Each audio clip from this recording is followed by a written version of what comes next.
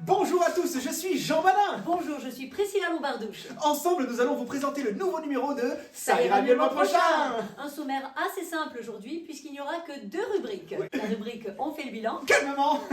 Mais qui sera un peu plus étoffée évidemment. Et puis il y aura une nouvelle rubrique, une rubrique littéraire, parce que ça fait longtemps qu'on avait envie de parler de livres, Oui. Priscilla. Et cette rubrique s'appellera Virgule, comme la ponctuation. Il est temps de lancer la 9e émission avec On fait le bilan. Calmement. Je suis excité. On l'a pas fait le mois dernier, là, ça va manquer. Ça va manquer, Priscilla. Je suis je suis très content, Priscilla, très content. Je suis contente pour vous. Allez, on fait le bilan, calmement.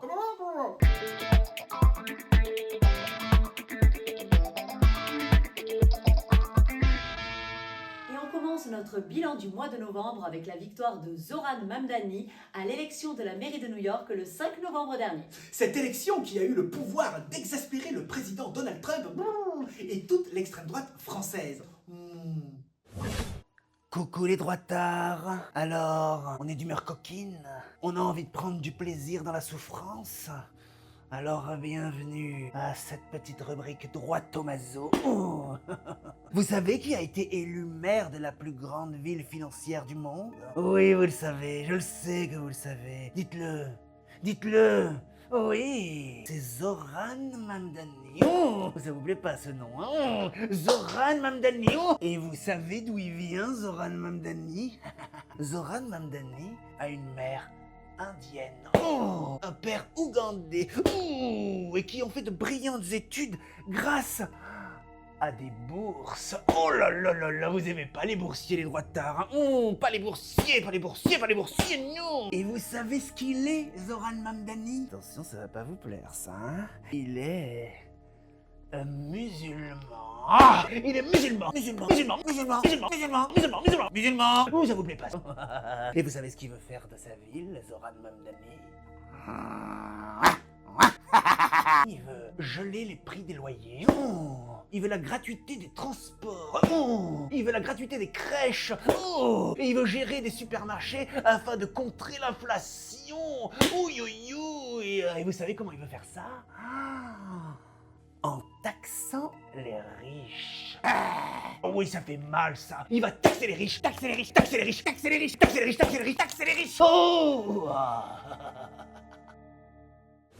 Après avoir menacé New York de couper les subventions fédérales si elle élisait un maire qu'il qualifie de communiste, Donald Trump a finalement déclaré « Plus il réussira, plus je serai content ». Un revirement spectaculaire du président américain qui n'en est pas à son coup d'essai. Mamdani est un communiste. Je crois qu'il est même sur le sol américain de façon illégale. On pourrait même l'expulser, à mon avis. Je ne donnerai rien à New York. Oh, mais je l'adore, je le déteste. Oh, qu'il est beau, mais quel terroriste. Tu n'auras rien, Mamdani. Oh, tu veux quoi? Je te donne tout ce que tu veux. Poutine est un homme bien, you know. Je crois que l'Ukraine devrait se plier à ce qu'il demande. Oh, mais quel imbécile! Aidons l'Ukraine! Vive la Russie! Mort à Poutine! À bas l'OTAN! Capitulation ukrainienne! Quand je serai élu, je rendrai public le dossier Epstein. Non, je ne le ferai pas. Si, je le ferai. Mais je suis dedans? Non, je suis pas dedans. Et alors, qu'est-ce que je vais faire? Je sais pas. Tu le fais? Tu le fais pas? Vous les aurez pas? Oh, je suis obligé? Bon, ben, je signe tout de suite. C'est où? C'est au mois de novembre qu'a été publiée une étude IFOP sur le rapport à l'islam et à l'islamisme des musulmans de France, qui a conclu que les musulmans de France seraient davantage attirés par un islam plus radical. Alors que plusieurs conseils du culte musulman ont porté plainte contre cette étude, lui reprochant des questions orientées d'une part et de distiller le poison de la haine d'autre part, eh bien cette étude a mis en lumière le fait que non. Le grand remplacement tant voulu par l'extrême droite n'a pas l'air de pointer le bout de son nez. En effet, comme vous pouvez le voir sur ces graphiques commandés à France Info, il y aurait en France 43% de catholiques, 37% de personnes sans religion, contre seulement 7% de musulmans. Soit 93% de la population française totale qui ne serait pas musulmane. Oui, résultat surprenant en tout cas, puisque toujours selon un sondage, les Français pensent que les musulmans de France représentent 31% de la population, alors qu'ils ne sont en réalité que 7%.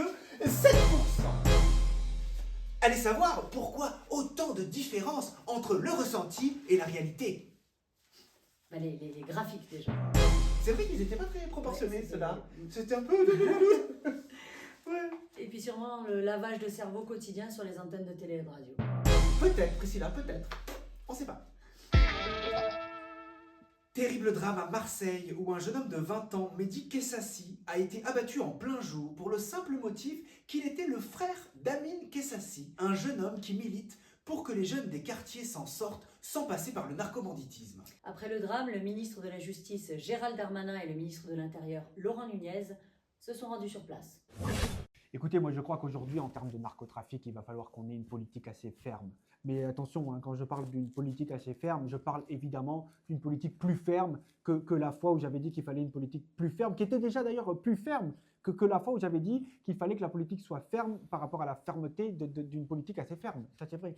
Parce que je vais vous dire une chose, moi, je ne suis pas là pour faire mon bilan, mais en 4 ans de ministre de l'Intérieur et là maintenant de la Justice, je suis venu 35 fois dire à Marseille qu'il fallait une politique plus ferme que la politique ferme qui était déjà mise en place. Donc, Alors, qu'est-ce que je peux faire de plus hein, si je Laurent peux me permettre, Gérald, Oui. c'est que je crois que ce qu'on veut dire, c'est qu'il faut être dans une fermeté qui soit assez ferme tout en restant dans une... Oui, d'accord, mais est-ce que finalement ce n'est pas l'échec d'une politique désastreuse initiée par Nicolas Sarkozy en 2005, qui a amené la suppression de certaines maisons de quartier, les éducateurs ou les subventions des associations? Et pas du tout, vous n'y êtes pas du tout, madame, excusez-moi, calmez-vous, ça va bien se passer, hein, je vous jure, hein, parce que là, je vais vous expliquer ce qui s'est passé. Si on en est là aujourd'hui, Oui. c'est à cause de qui? Mais c'est à cause de qui C'est à cause de qui? C'est à cause de qui? Des narcotrafiquants. Non, non, hein des Non. consommateurs. Mais Ah, bah oui, oui. des consommateurs. C'est pas du tout les Mais- gens qui sont violents, non, Mais c'est les bien sûr. consommateurs. Mais qui- moi, vous savez quoi? Vous êtes des assassins. Vous êtes Vous avez des du sang sur les mains. Des drogués, des assassins, vous êtes. Voilà, C'est toxico. à cause de vous si tout le monde, des gens meurent. Quand vous fumez, hop, un homme il meurt. Ouh, Ou les méchants. drogués. Vous Oh. êtes des salauds, les Oh, drogués. bah. Voilà ce que vous êtes. Oui, d'accord, mais est-ce qu'il ne serait pas plutôt efficace de taper dans le portefeuille des trafiquants en allant chercher directement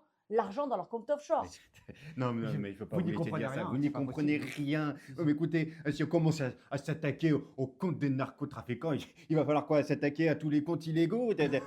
S'attaquer quoi au compte de nos riches patrons français qui font la même chose? Bah oui, allons-y, allez. Bah, allons-y. Hein, et là, on va être clair. Hein. Oui. Et ben, on touche pas aux copains. On touche pas aux copains, madame. Alors ça, jamais. Jamais. On l'avait dit, on l'avait déjà on est dit. éthique, nous. Oui. Hein. On a dit les potes avant les impotes.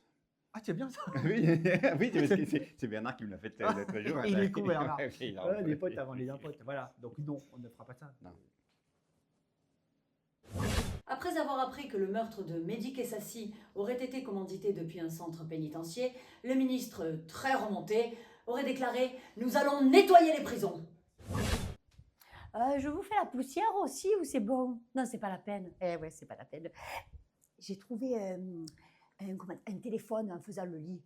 Je vous l'ai remis sur le matelas, hein, comme là. Hein.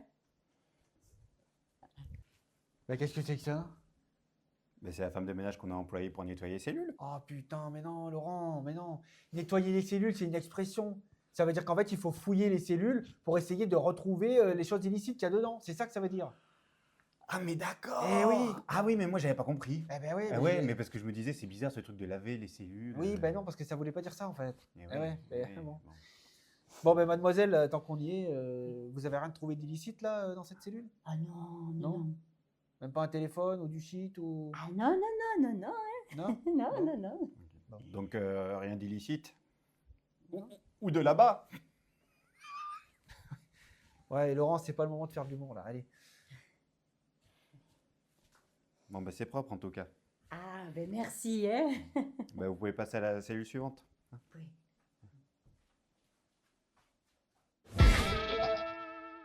C'est le 5 novembre qu'a eu lieu l'ouverture du premier magasin physique de la marque Shein à Paris, créant ainsi une importante polémique autour de la place de l'ultra fast fashion en France et dans le monde. Nous avons suivi la manageuse du magasin lors de ce jour si particulier. Bienvenue dans notre nouveau magasin Chine. Pourquoi ça s'appelle Chine? Parce que ça vient de Chine. Bon, alors ici, vous pouvez trouver tout ce que vous voulez. Je vous fais un petit tour du propriétaire. Allez, venez. Alors ici, on a notre nouvelle collecte, la collection 12 heures chrono. 12 heures pourquoi? Parce qu'ici, les travailleurs travaillent 12 heures par jour pour faire tout ça. Alors c'est complètement contre le droit du travail, même le droit du travail chinois. C'est pour vous dire comment ça bosse. Tout est entièrement fabriqué en produits toxiques, avec notamment un taux de phthalate 70 fois plus élevé que la norme autorisée. Ce qui vous permet d'avoir un cancer plus rapidement, des problèmes de croissance pour vos enfants, des troubles de l'appareil reproductif, et j'en passe. Alors, par là-bas, on a la collection Ouïghour. Si vous préférez les habits fabriqués avec du travail forcé, c'est un rayon est fait pour vous. On a même des enfants qui ont travaillé dessus. Hein. Et puis, comme elle dit l'autre, on a tous droit à la mode. Alors, spécialement pour le Black Friday, on a tout mis à moins 80%. C'est une technique de vente. Ouais. Après, quand vous passez à la caisse, on fait tout payer plein pot. On aime bien mentir un peu aux clients. C'est un peu comme un prank. Une blagounette. Prank, blagounette. Parlez pas anglais. Alors, par ici, vous avez tout ce qui est ameublement, électroménager, cosmétique. Et alors là, vous pouvez y aller. Tout est garanti 100% non conforme. Je peux vous dire qu'il y a 8 colis sur 10 qui arrivent en France avec des produits non conformes, voire dangereux. Avec notamment des jouets pour enfants. J'adore les enfants. Et alors, si dans tout ce petit paradis, vous n'avez pas trouvé votre bonheur, qu'est-ce qu'on a fait? On a mis un ordinateur, vous pouvez commander tout ce que vous voulez. Cindy, alors vous voulez quoi? Par exemple, vous voulez quoi? Bah si, vous voulez quoi? Un laboubou. Vous voulez un laboubou? Tout le monde veut un laboubou. Alors, par exemple, vous commandez un laboubou, laboubou, avec le code CHED70. Boum, je le mets dans mon panier. Enter, l'avion qui part. Un avion qui est parti avec votre colis, avec votre laboubou, dans le colis, dans l'avion. Ah non, mais il n'y a rien d'autre dans l'avion. Il n'y a que votre colis, votre laboubou. Alors ça fait avion, cargo, cargo, livreur, livreur à maison. Bon, c'est vrai que c'est pas très écolo. Mais bon, on a tous droit à un petit laboubou. Hein. Et alors là... Non, là, je peux pas vous montrer. Là, c'est... Ah non, n'insistez pas, je peux pas. Là, on a mis les poupées. Mais vous savez, les poupées sexuelles. Pédopornographique. C'est pour nos meilleurs clients. Hein. On les chouchoute. Et ben voilà, le petit tour est terminé. J'espère que ça vous a plu et qu'on vous retrouve bientôt dans vos magasins. Ciao, ciao. La déclaration la plus marquante du mois nous vient du général Mandon, le chef d'état-major des armées, qui a déclaré « Si notre pays flanche, parce qu'il n'est pas prêt à perdre ses enfants, à souffrir économiquement, puisque la priorité ira aux moyens de défense, par exemple, alors on est en risque. » Des mots fracassants qui ont occulté tous les autres messages que le chef d'état-major a voulu faire passer ce soir-là. Si notre pays flanche, parce qu'il n'est pas prêt à arrêter la bamboche et à être à jeun le vendredi soir, parce que la priorité ira aux soldats, il faudra bien les faire boire pour qu'ils aillent au front, de toute façon, alors on est en risque. Si notre pays flanche, parce qu'il n'est pas prêt à perdre Michel Drucker et à se passer de Vivement Dimanche, parce que ça va arriver un jour, c'est inéluctable, alors on est en risque. Si notre pays flanche, parce qu'il n'est pas prêt à se passer d'une bonne raclette, ou d'une tartiflette, ou d'une fondue, parce que tout le fromage ira à l'état-major, alors on est en risque. À bon entendeur. Allez, on termine notre bilan avec une actu plus légère et une actu média, puisqu'en ce moment ont lieu les sélections du grand concours de La France a un incroyable talent, et on ne résiste pas à vous montrer, ou à vous remontrer d'ailleurs, les images de notre candidat préféré de cette année. Au suivant!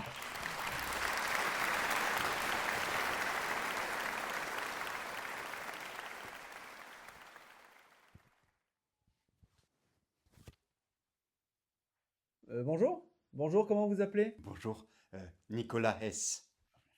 On s'est déjà vu, je crois, non? Oui, c'était au 45e gala des grands magiciens de France. Ouais. Ah oui, bon, bah, alors je dis rien parce que c'est vraiment impressionnant. Très beau costume en tout cas. Eh bien, écoutez, allez-y, on vous regarde.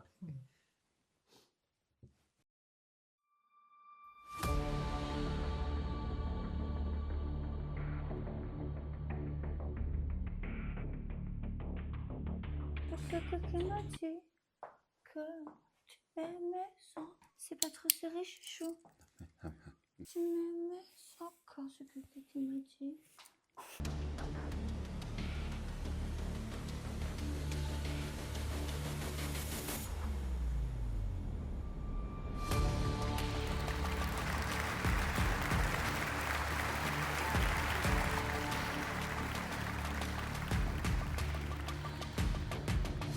Bon, maintenant je vais avoir besoin d'une personne dans la salle.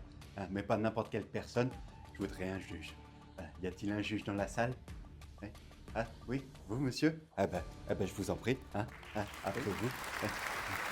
Voilà, je vous en prie monsieur. Voilà. Venez, soyez pas timide. Hein. Bon. Imaginez que j'ai essayé de corrompre un juge. Bon, imaginez seulement, hein, pour essayer d'obtenir des informations me concernant dans une affaire judiciaire en cours. Ah, bah alors, quelle serait la condamnation? Moi, je partirais sur 3 ans, Oui, 2 bah, ans avec sursis, 1 an ferme. Écrivez-le. Hein, D'accord. écrivez-le et vous Là, allez me le donner. Ok. Voilà. 1 an ferme.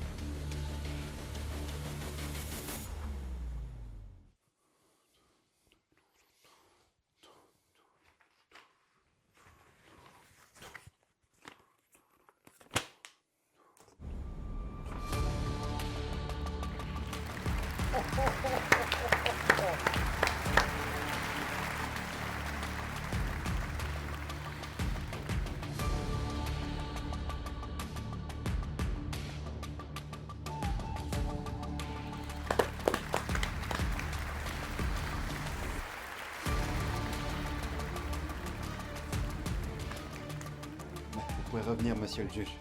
Alors, pour ce deuxième tour, il va falloir que vous déterminiez combien vous me mettriez pour association de malfaiteurs avec des faits d'une gravité exceptionnelle de nature à altérer la confiance des citoyens en leurs représentants. Bon, là, on va utiliser des cartes. Alors, là, les as, ça va représenter les années, hein, de D'accord. combien vous me mettriez. Là, les têtes, ça va être simplement les mois. Hein. Les chiffres, c'est tout simplement le nombre de jours. Hein, voilà. D'accord. Année, mois et jour. Voilà. Très Allez-y, bien. hein, j'ai pas Bon. peur. J'ai pas Eh peur. ben, parce que là, quand même, les faits qui vous sont reprochés sont vraiment très graves. Donc, Ouais.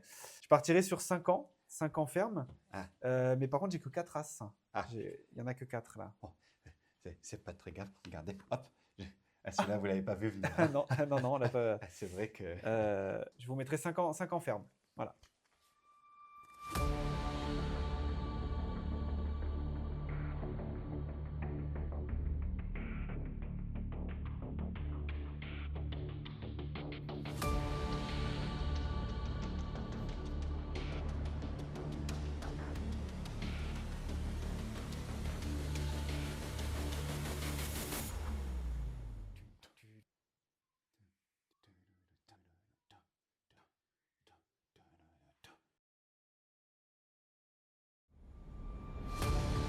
Oh là là là là là.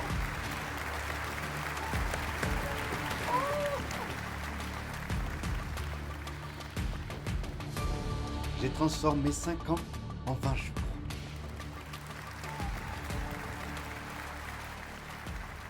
Mais attention, attention, c'est pas fini. Hein.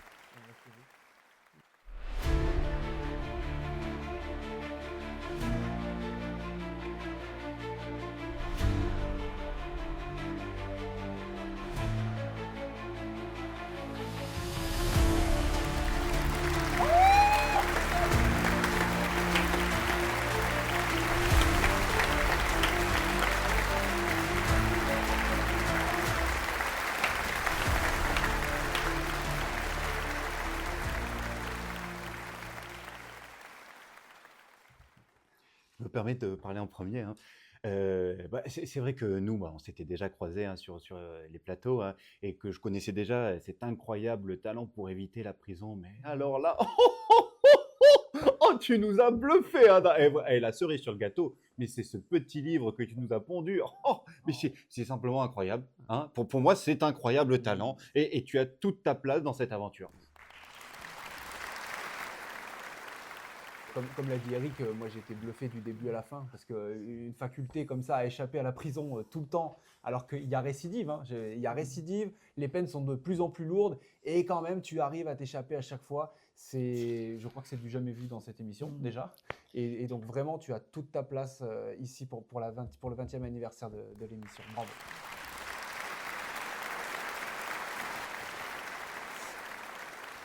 Moi, j'ai pas grand-chose de plus à dire, si ce n'est qu'un président condamné à de la prison ferme, on n'avait plus vu ça depuis Pétain. Et pour moi, un incroyable talent si rare, si précieux.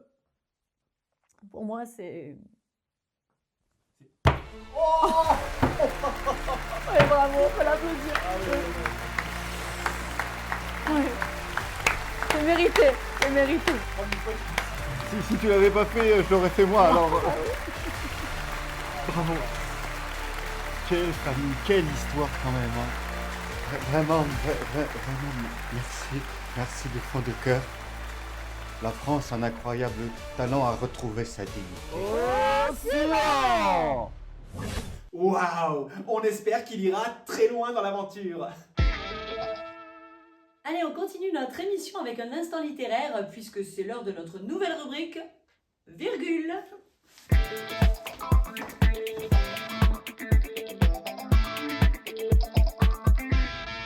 Bonjour Bernard Vipot. Alors, on va parler avec vous de dernières sorties littéraires et plus précisément des dernières sorties politiques. Alors déjà, est-ce qu'il y a des tendances qui se dégagent? Non. Non, bonjour Priscilla, déjà. Non, rien qui se dégage vraiment, hein. Il y en a pour toutes les sensibilités politiques, hein, comme vous pouvez le voir avec les couvertures qui sont en train de défiler en ce moment devant votre écran. Mais je crois que le plus particulier de ces dernières sorties politiques, c'est que ce sont des livres 2 en 1, si vous voulez. Oui, et ils ont une autre vie après la lecture. Je vais d'ailleurs parler de Populici de Philippe de Villiers, par exemple, qui, dès les premières lignes, m'a donné envie de vomir. Ça m'a donné envie de vomir. Et qu'est-ce qui s'est passé? Eh bien, j'ai vomi. Mais j'ai vomi au milieu du salon, vous voyez, après quelques lignes. Et là, catastrophe, je me suis dit, mais comment je vais faire? Et en fait, qu'est-ce que j'ai fait? Figurez-vous que le papier de ce livre a été fait en dégueulis recyclé, et en dégueulis recyclé super absorbant. Ce qui fait que j'ai pu moi-même récupérer et absorber tout ce dégueulis grâce aux pages du livre. Et ça, c'est une innovation qu'il faut quand même souligner. Ensuite, j'ai commencé à lire Ce que veulent les Français de Jordan Bardella. Parce que Jordan Bardella, il sait qu'est-ce que veulent les Français. Voilà, il le sait. C'est ça qui est génial avec lui, c'est que lui, il sait beaucoup de choses. Et là, la lecture de son livre m'a donné des maux de ventre, dis donc. Des maux de ventre bizarres. Très très mal au ventre. Une diarrhée, vous voyez? Une diarrhée qui arrive et qui ne peut pas se contenir à la lecture de ces mots. Alors qu'est-ce qui se passe? J'ai couru aux toilettes et là je me suis vidé. Je me suis vidé, mais attention, je me suis vidé. Sauf que le papier de ce livre était fait en double épaisseur et d'une matière très très douce. Ce qui fait que très rapidement j'ai pu avoir des fesses toutes propres et toutes sèches. Encore une fois, un livre 2 ans. Là, vous me direz, mais dans quel état étaient mes toilettes? Vous avez raison de vous poser la question, parce qu'après une diarrhée, on sait souvent que les toilettes sont... Et alors, sur la cheminée, je vois La messe n'est pas dite d'Éric Zemmour. Et alors là, figurez-vous qu'on peut s'en servir en brosse à chiottes sans même l'avoir lu. Si ça, c'est pas exceptionnel. C'est curieux, ces livres 2 en 1. Oui, on croit voir un livre et pourtant c'est une brosse à chiottes. Et attendez, parce que ça ne s'arrête pas là. Non, parce que là, j'ai fait le tour du coup de tous les livres qui étaient un peu 2 en 1. J'ai trouvé Voyage dans la France d'avant de Franz-Olivier Gisbert et qui fait également Boîte de mouchoirs. Mais oui, là, en ce moment, pour cet automne, c'est formidable. J'ai également le dernier Ségolène Royal qu'on peut s'en servir en tant que paillasson. Et alors le dernier, Éric Nolot, ça j'ai vraiment adoré parce qu'on peut l'amener partout, qui fait également office d'urinoir. Quand on se plaint qu'il n'y a pas de toilette publique partout, et ben voilà. Vous prenez le dernier Éric Nolot et vous faites pipi dessus. Et quoi d'autre pour ces derniers jours alors? Alors, là j'ai un livre un peu particulier. Il y a Agnès Buzyn qui a sorti un nouveau livre. Est-ce que vous vous rappelez Agnès Buzyn? Ouais, C'est- rappelez-moi, rappelez-moi. C'est une dame, si vous voulez, qui a été, pas Premier ministre, pardon, ministre de la Santé Ah bah oui. sous Emmanuel Macron, Ouais, je- au tout début de la période Covid. Mm. Voilà, Agnès Buzyn, au lieu de rester là, eh ben, elle est vite partie pour essayer de briguer la mairie de Paris.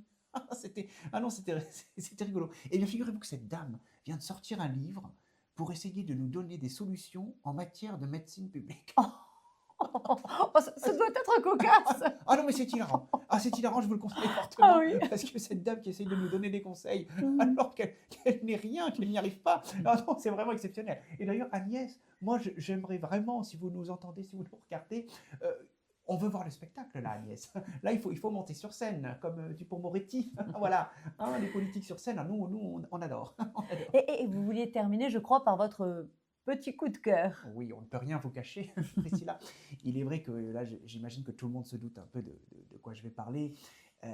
Je pense que là, nous avons entre les mains un livre qui fera oublier un long chemin vers la liberté de Nelson Mandela. Tant ce livre est poignant, puissant. Je ne sais pas comment vous dire, il bouleverse la vie. Et d'ailleurs, je suis désolé, mais je ne vais pas résister à vous le lire entièrement ce soir. Il s'agit bien évidemment du Journal d'un prisonnier de Nicolas Sarkozy. Je vais vous le lire en entier. Asseyez-vous, prenez le temps de bien avoir tous les mots qui vont avec. Ça y est. Ils ont réussi. Je suis en prix. Ah non, ça va, je peux sortir. Bisous. Ouais, c'est vraiment très émouvant, en effet. C'est magnifique. Mm. Je ne sais même pas si j'ai les mots assez puissants pour décrire ce que je viens de lire. Et en plus, je ne sais pas si vous avez senti, mais il n'y a aucune once de mépris envers les autres prisonniers qui, eux, galèrent tous les jours pour essayer d'avoir un banc de sortie. C'est vraiment l'ouvrage d'un homme bon, d'un homme droit, d'un homme incroyable. Eh bien, merci Bernard. À bientôt pour faire le tour d'horizon à nouveau de la littérature française. C'est maintenant la fin de l'émission. Mais on espère que celle-ci vous aura plu. Merci beaucoup d'être de plus en plus nombreux à nous suivre et de faire vivre l'émission sur les réseaux en créant du trafic grâce à vos likes et surtout, à Vos commentaires. Allez, on se retrouve le mois prochain avec une émission un peu spéciale puisque nous allons fêter les 1 an de l'émission avec le 10e numéro. Et alors, on vous promet plein de surprises. Eh bien, portez-vous bien et si vous avez un petit coup de mou d'ici là, n'oubliez pas... Ça ira mieux le mois prochain. Wouh! Ah, ça me fait plaisir là, on est reparti là. Allez, hein, ça va être bien. Ouais. Oh, décembre, j'ai hâte de décembre. Oh, bah moi aussi. On va se marrer. Allez.